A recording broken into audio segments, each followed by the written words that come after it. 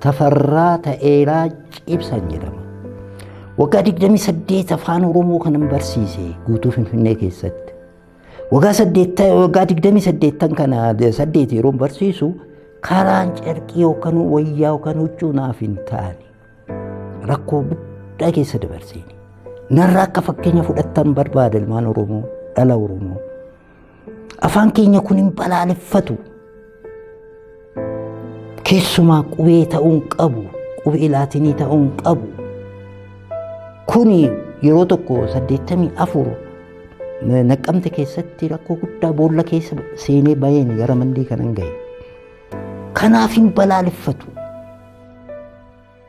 Ani immoo ana qofa otoo hin ta'in sirriitti dhala Oromoo kan ta'e eenyummaa isaa afaan isaa eenyummaa saba tokkooti. Qooqni isaa eenyummaa saba tokkooti seenaa isaa wajjin. Namni afaan isaa hin beekne seenaa isaa hin beekne eenyummaa isaa hin beekne tokko wallaa'uuf wallaalaadha jedheen fudha gama kootiin. Kanaaf afaan kun 84 waxabajjii bultii 4 guyyaa 2 na fakkaata. Afaan Oromoo laatinaa ta'u jedhamee kan murtaa'ame. Sababa qabannis warra hooggantoota yeroo sanaa adeeman karaa carqii haa taasifamu Piraayim Ministeerii yeroo sanaa kan turan kan hojiirra oolchaa kan jedhanidha. Anis naannoon jiru dhufee magaalaa Finfinnee afaan Oromoo warri barsiisantu jiru calqaban warri calqaban jiru isaa wajjiniin akkuma dhufeen seenaaf afaan Oromoo barsiiftanaan jedhanii akkuma nan calqabee barsiisuu akkuma calqabee takka barsiisanii naasa nama caaftuu lama Tagwaar Adii keessatti eebbisiifna akkuma marsaa lammaffaa eebbisiifne na waamanii nutiin dhaabnaa baa'oodha jedhamne hin barsiifnu naan jedhanii warri na waaman sun abaa'oodha kan jedhamu sammuu koo keessa hin jiru mataa koo keessatti hin barreeffamu adda koo irratti hin barreeffamne nan barsiisa kanan barsiisu afaan Oromooti. Daadhii Tufaa hin barsiisaa ture yeroo sana reediyoo faana keessa. Egaa yaa uummata koo yaa saba koo koottaa hin barsiifnu jedhanii dhiisanii natu sin barsiisa yoo na hidhanii galaanaa fiddu jedheenii walitti qabee barsiisutti fufe. Akkuma itti fufeen na waamanii naa sana Ameerikaan baasii fuuldura ture manni barumsaa Oromiyaa fi aadaaf turizimii irratti na waamanii. Waan ati jettus dhageenya warra dhiisanis dhageenya itti fufi. Waldaa Dagaaginaaf Aadaa Afaan Oromoo jedhamu dhaabbateen wajjin itti fufi. Mana lama barumsa lama filadhu naan jedhanii koree dhaabbate kanatti dabalame. Koreen kun Faransaay Lagaasiyoon gurbaa amma du'e Kumsaa Tolasaa kan jedhamu gwaddinyaa koo ture nama Ambooti.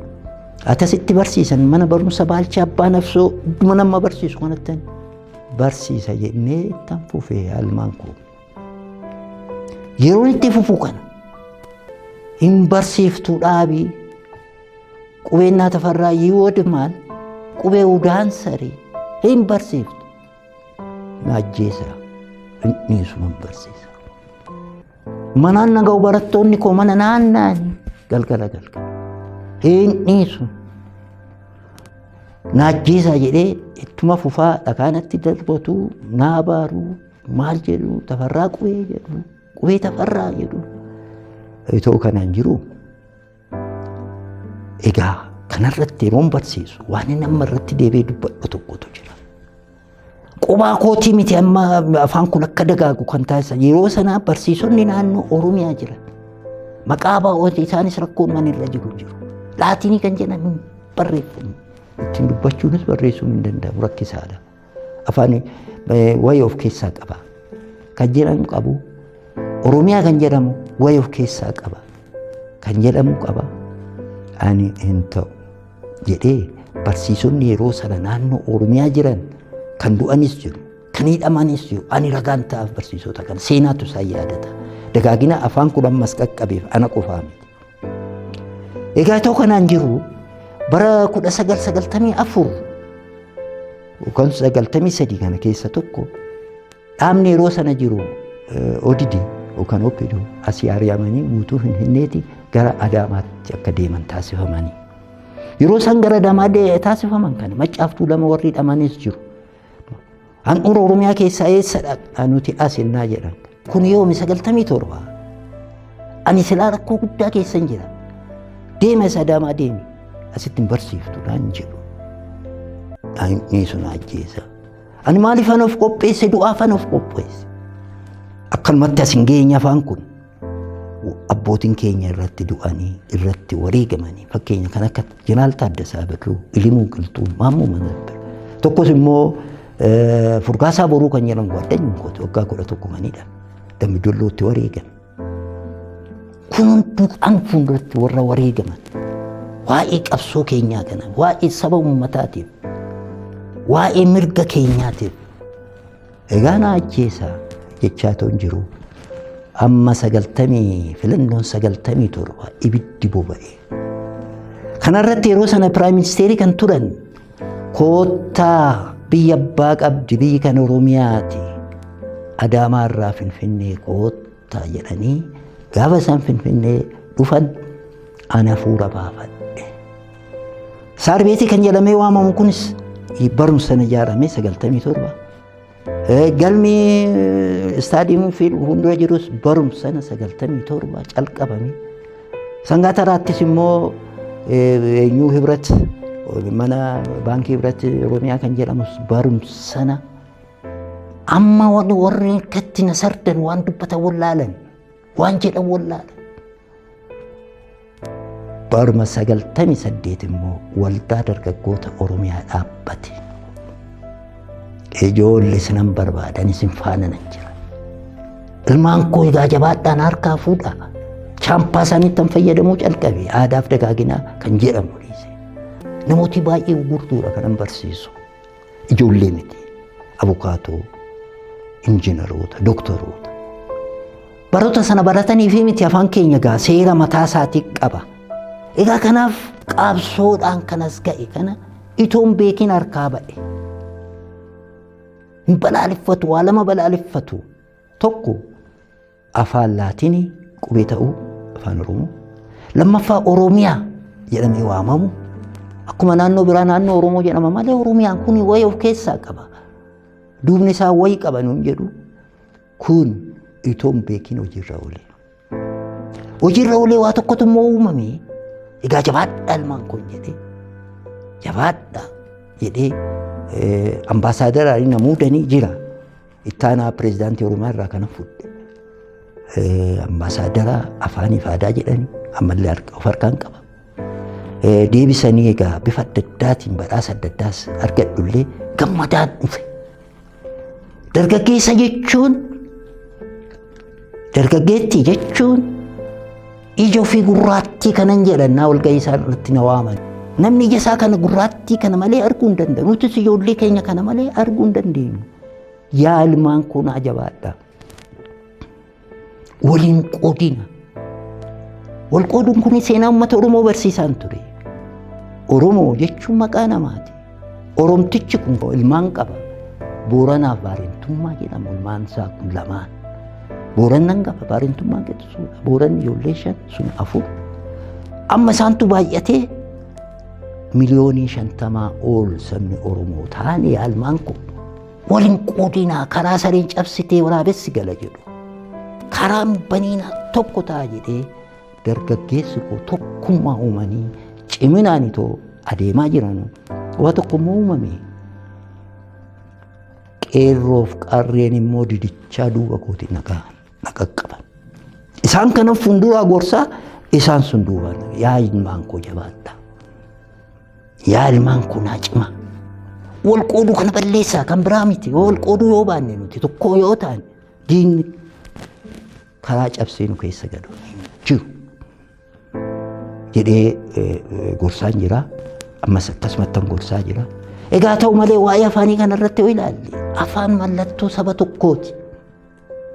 Afaan Oromoo mallattoo saba Oromooti. Seenaan isaas akkasuma. Namni afaan isaa hin beekne, namni immoo of hin beekne of wallaalaa. namni wallaalee firaafisumaan godhu namaafisuu hin godhu. Dursanii of baruu qaban sabni tokko namni tokko maaliin afaan isaatiin dubbachuu qaba ittiin qaana'uu hin qabu. Afaan isaatiin barreessuu qaba ittiin qaana'uu hin qabu. Finfinnee keessatti waan an argee akkan cimna taasise tokko jira. Maqaa ofii jijjiirratu Tolasaa Gammachuu kan jedhan Gabra Maariyaam jedhamu. Baqqalaa Halamaaram. Maali kun? Kan qofa ta'uun ta'in maqaa lafa keenyaa isin jijjiirame. Amma wayin isinitti maani amma 11 lakkaa maqaa kootii qabee. Tafarraa ta'eeraa ciibsaa dahannoo roxee faatii waaqu waancuu amboo walee walisu. Amboos qabaa maqaa abbaa kootii amma waame kana keessa walisos of keessaa qaba. Amboo kun maaliif namni kun akkamitti as qubate jedhaati yaalmaan Oromoo qoradhaa jechaa kanan barsiisaa ture. Dursee Amboo kan jedhamu agara heewwata. Maali kun? Walisoo kan jedhan giyoon. Maali kun? Irrattaa qoratamu qoradhaa yaalmaan Oromoo. Of baraa yaalmaan Oromoo jechaan ture. Kanaan itoo hin jiru waan nama gammachiisu tokko dhaga'e. Kan baratan na biratti barattoota yuunivarsiitii 4 kiiloo naan barsiisu hin dhufu. Afaan keenya afaan dubbataniifis miti seera qaba. Seera kitaaba kana qopheesse gara fuulduraatti hirmaata afaanii kan jedhan giraamariis hin qaba. Hojiirra bulchee akka ittiin hojjetan nan taasisa.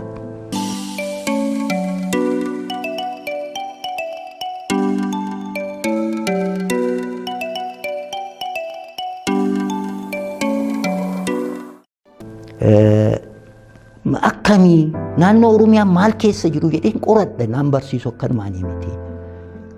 Baay'inaan yuunivarsiitii kan galan ijoollee Oromooti naan jedhu. Ijoollee akkamitti kana ta'uu danda'e qubaatti naasofsiisa. Afaantuu mijate afaan Oromoo laatinii ta'u qubee laatinii ta'u Ingiliffaa waan adeemeef Ingiliffaa salphaan dubbisuu danda'u ijoolleen naannoo Oromiyaa. Salphaan dubbisanii yuunivarsiitii yoo galan salaphina kitaaba adda addaa dubbisanii Ingiliffaan itoo rakkatii baay'ee gargaarinaa. Egaa ijoollee akkanumaan as hin ga'e. Dhiigaan barsiisonni warri naannoo Oromiyaa kitaaba barreessanii kennaa naa kennan irratti qubeedhaan innaan an barreessu dhiigaan dhufee kan barreessu sana naa kennanii yoo mana dhuftanii arguu dandeessu. Kanaaf dhiigaan as ga'e. Qabsoo dhiigaan as ga'e. Namichi qabsoo calqabe fiixaan hin baasu hin du'a kan hin wareega. Yaalmaan koo jedhee ergaan dabarfachaa ture ammas kanuma. Ani yeroo baay'ee kanan ittiin fayyadamu tola ammatti kanan barsiise. Dhiigaan as ga'e. Dhiigaan waan as ga'e nyaadhus jedhee hiika kananii hojjedha. Abukaatotaafis dhaabbata adda addaatis. Yeroo barreessan abbootiin seeraas ta'e abukaatoowwan jala jechuun daka jechuudha. Yoo eenyuun elliin lama yoo taate jallaa ta'a. Mana murtii jallaa jedhanii barreessu. Gubbaattanii yaadawoo jedhan biin tokko hafte gubaattan gubaa dhaqee iddoo gubaa sanatti immoo iyyadha jedhu. Egaa qubeen tokko yoo dabalamte hin jijjiira. Fakkeenyaaf immoo hirmaata afaanii yoo fudhanne giraamarii. Irra kan jedhamu kun irraa irra. Egaa waa tokko hin jedhaa. Qabeenya jaalala uummata ofii caaluu hin jiru. Jaalalli koo na jaalata uummanni koo. Taaksii keessa illee innaa deemu nama kan falu beeku naaf kan falu. Kanaafuu qabeenya kana caalu hin jiru. Uummanni koo na jaalata. Jaalalaan uummata koo irraa qabu irraa itoo hin ta'in. Qabsoon as ga'e dhiigaan as ga'e ilmaan koo. Wal harkaa fuutanii yoo cimsitan eenyummaa ofii yoo baranidha. Namni eenyummaa isaan barre kan namaa baruuf rakkisaadha. Gara kitaabaatti yoo deebi'e egaa akkuma sila qubeen tokko yoo dabalame qubeen jecha kana ni jijjiira. Gubaa ta'a gubbaan jedha jedhee. Hirmaata afaanis akkasuma irraa fi irraa xalaan Finfinnee irraa naa dhufe nan jedha jedhee eedhuma tokko dabalame xalaan Finfinnee irra dhufe jedha. Irra jechuu gubbaarra deebi'e jechuudha. Qubeewwan tokko jecha sanatti yoo daddabalaman jechicha sanni jijji rakkoo nama jiru kana akka nu badhetti akka of qajeelchaniif kitaaba kana qopheesseera. Ilmaan kootiif nan kenna ilmaan kootan jedhan ilmaan Oromoo qabeenya uummata Oromoo qabeenya kootiin jedha. Ilmaan Oromoo ilmaan kootiin jedha. Kanaafuu uffata kootiisin Koloneel Alamuu Qixxeessaa bara 1986 yookaan 85 dhumarra yaa uummata Oromoo mee wal fuunfadhaa walitti urgooftu. Yaa saba koo mee wal uffadhaa walitti ho'itu kan jedhan sun anaafis ergaa ta'a yeroo baay'ee waan kana ergaa nan dabarsa. Wal qooduu ammas yoo ta'e karaa sareen cabsite waraabessi gala. Akka waliin qoonne akka waliin irra godinaalee Oromoon maqaa namaati. Oromtichi kun Booranaa Baarentummaa qaba. Isaantu baay'atee har'a miliyoonii 50 ol baali keenyus Keeniyaa keessas akkasumatti ilmaan Booranaa jiru. Tokkummaa cimsaatii wal gaafadhaa. Saba biraa irratti sin kakaasuu gootii miti. Of baraa walii walammadhaa akkuma Koloneel Alamuu Qixxeessaa jedhan jechuufani. Jiru yemmootii ciccimoo wajjinumaan sirriitti barannee yerootiin kun hin jiran har'a wareegama. Ani yoo nangaa hin jenne ilmaan koo ani wareegamuuf ana of qopheesse. Waaqumatu ammas hin fuuldura na keessee kana haasa'inaan jedhe malee isa immoo hojjetamaa jiru arginaan jedhee na agarsiise. Waan mattan hundaa'ee birrii 12 waggaa 28 kanan kanfala har'as ammumas 15 daagmaayii Minilik har'as ammumas maal kaayyoodha dhiigaana dhufe kun mana sinqee dhiiga abbootii keenya ammoo ani horiitti jijjiiree nyaadhu jedhee murteeffadhe jaalalli uummanni koos na jaalatu kanaaf na fakkaata. Yeroo dargii harka bitaa ol kaasu harka mirgaan as kaa'u uummata ofii saamanii dhuguun ga'u hin saamu argeera. Mee kottaa manan keessa taa'u ilaala. Ina jabaayifatu. Warri kaanoo sakandiitti fooqii 5 ijaarannaan jedhu gaa mindaadhumaanuu haa ta'u gara dhufu kana gaa eenyudha. Maaliifin uummata ofii saamanii hin ta'u. Uummanni ofii hin saamamu. Kanaaf uummata ofii arraangoo argadhe jedhanii saamuun barbaachisaa miti. Kananii dhala Oromoo narraa barachuu qaban. Ani ilmaanis ilmaan koos isinuma ilmoota kan qabutti ni ilaalu. Dhalli Oromoo narraa baratan maali? Wareegama kanfalaa qabu biyya isaatiif, nama isaatiif, lammii isaatiif. Saamuu ton ta'in wareegamuu qabu. Jedheeni kana akkanarraa baratanidha. Ammoo gamma kana qarshii kanaan naanii barsiisuun gala eenyu jedhu garuu maaliin jiraatta kan jedhanis gaaffiin dhiyaata jijjiirraa afaanii kannan jijjiirraa dhaabbilee adda addaa warri nan barsiisee jiru SIM kan jedhamu Gaashoo Biddiraa Qiraabii kan jedhamu Odaa Agiroo Industirii kan jedhamu inni ajaa'ibsiifatu barsiisota achi hooggantoota achi hojjetannatu barsiise karaa isaaniitii ammallee dhaabbanni kun dhaabbatee malee nan hojjedha salphaadhuma nan barsiisaanii kananii hiiku afaan Amaariffaa Oromiffaatti kananii jiraadhu malee isan barsiisu kana wareegama kutadhiin kadhinaa ajjeesan aadaa afaan koo uummata kooti afaan uummata kooti irratti afaan biraan nama biraan tuqu afaan Oromoon dubbadda ittiin hin qaana'inaa maqaa keessan hin jijjiirratinaa kanan jedhu yeroo tokko waan narra ga'e tokko jira sinan kolfisiisa. Manni koo kookaa fuuldura mana gandaa keessa akkuma nama isinitti dhiphoo wayii keessa jira. Mucayyoo wayii piyaasaatti wal argine barattuu kooti akkuma nama isinitti muttan barsiisaa jira. Yaa ilmaan koo of hin salphisinaa. Sangaa abbaanii gaafa cabsee gabaan gatii cabsa jedhu of hin tuffatinaa seenaa keenya too barattanii seenaa boonsaa qabna jedhee mucaanuma kan barsiisetu obbo Tafarraa nuu qamaxuu jettee lakkoofsa 3 piyaasaa gadhu Akkami mucaa koon jedhe hin qaanofte afaan Oromoo akkamitti baasii keessa teessee dubbatte. Danaan eenyu jette. Amma naa gadi akka shufeeriin dhaga'u. Maal intala koo nagama dhuftee piyaasaan jedhe. Obbo Danaanoo naan jette. Afaan Oromoo dubbachuu saalfatte jedhee gadde Baalchaa hospitaala biratti buune idda buunee qobaatti afaan Oromoo natti haasa'uu barbaadde. Obbo Tafarraa akkam jirtu jette. እግዚአብሔር ይመስገን ደህና ነኝ jedhee bira darbe. Wanti qaana'inaa jechaa barsiisan jira. Ammallee yeroo ammaa hin qaana'an. Hin qaana'an kun kan duraati. Egaa Waaqayyoon galata argatu. Afaan keenya immoo amma soogidda ta'e warra amma duraan jibban obbo Tafarraa afaan Oromoo nu barsiisi jechaa jiru soogidda ta'e kun egaa qabsoodhaan nan gammada. 98 kan soogidda ta'e 97 as. Kanarraa barattanii ani lafumaan fuune dhiigaan kan ammas ga'e akkuma sala dubbadhe kan akka Jeneraal Taaddasaa Birruu fa'aa Limuu Qulxurruu wareegaman dhiiga jara kanaatiin hin qaban. Ijoolleen ammaa maal isinirraa baratu kan jettani dhiigan ammas narraa fudhachuu dhugaatti hundaa'anii hojjechuu qabu. Isan dhiigaan harka koo ga'e kana na harkaa fuudhaa ilmaan koo jechaan jira ammas. Dhiigaan dafqaan itoo waliin qoodee tokkummaa uumuun uummata ofii saamuu galgalli namaas hin tolu. Seenaan namaas gaarii hin tolu.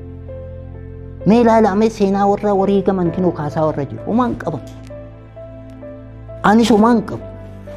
Qabeenyi koo uummata ofiiti jechaan jira. Hundee saamanii fooqii ijaaruun hatanii makiinaa bitachuu maal godhu? Zariitti darbaa wanti kun. Seenaan namaa immoo xuraa'ee mana fooqii kana mee kan ijaarrate mee akkana. Ina dhugaan immoo naaftu uummanni mee callisa malee hin beeka. Hin dubbatu malee uummanni uuma callisee akkanumatti ilaala. Garuu hin beeka eessaa fideeti ijaare mindaadhaanii miti. Mindaan saa'uu beekamaadha. Mokma konkolaataa bitatee kan dabee eessaan mindaanii miti. Kun beekamaadha. Malaamaltummaa gaggeessee saamii bifa adda addaati. Dhagaa kuni amma dhumaatti tokko seenaan namaas hin bada. Karaa biraa waaqeffannaa waaqa gurraachatti kan bulu sabni kun umurii isaa gabaabsuus hin danda'a. Irratti zarii isaatti hin darbu. Zarii ofiitti kan darbu hojiin amma hojjechaa jiru kan. Inni saamee jedhume zariittis hin darbu. Akkasuma saamu. Kanaaf kanan jedhu uummata Oromoo ijoollee dhugaatti hundaate hojjetaa inni guddaan ammas ergaa koo irra deebi'ee kan jiru. Karaa sareen cabsite waraabessi galaa yaalmaan kun waliin qoodina. Rakkoo jirus danda'a. Kana rakkoon jiru immoo nu biraa jaarsoliin 56 ol ta'e dhuguma waaqa kadhatu laata. Dhuguma ijoollee kana gorsuu laata. Ijoolleen gorfamuu qabu daa'imas. Isaan nu bira jira rakkoo. Odaa jalatti baanii gorsaa jiru natti hin fakkaanne isaan of qajeelchuu qabu. Ijoolleen jabaatanii cimanii qilleensa akka of hin galchine akka godinaalee walii hin qoonne ergaan koo yeroo baay'ee kanuma. Dargaggeessa dargaggeetti qeerroo qarree jechuun ija keenya gurraatti kana jedheera. Kanuma ishoo kuni na waamtanii naaf feertanii akkan dubbadhu akkan ergaa dabarsu na gochuun keessanii baay'een isin galateeffadha. Naa jiraadhaa yeroo na barbaaddanitti na argattu. Kanaaf durseen anis isin galateeffadha jiraadhaa ilmaan koo.